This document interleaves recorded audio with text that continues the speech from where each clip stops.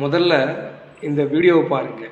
நீங்கள் 4 முதல் 5 மாமரத்தின் இலைகளை கொதிக்க வைத்து அருந்தினால் உங்கள் வாழ்நாளில் மருத்துவரை நாட வேண்டிய தேவை இருக்காது.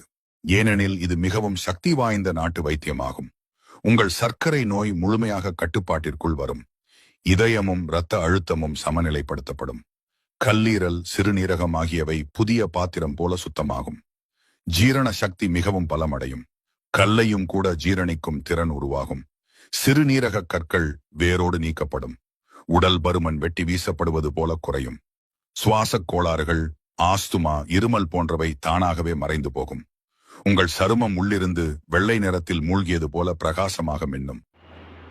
ஆமாங்க, உண்மைதான். ஏன்னா சித்த மருத்துவத்தில் ஒரு பழமொழியே இருக்குது, மாதா ஊட்டாத அன்னம் மாங்காய் ஊட்டும்.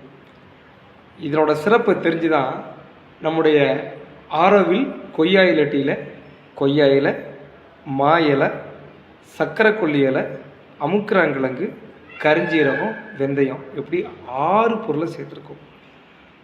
ஒரு பொருளோட சிறப்பை இவ்வளோனா அப்போ 6 பொருளோட சேர்ந்து ஒரு பயோகெமிக்கல் ஆக்டிவிட்டி உடம்புக்கு எவ்வளவு நல்லது பண்ணும். ஆரோவில் கொய்யா இலை டீ எடுங்க, ஆரோக்கியமாக வாழுங்க. நன்றி.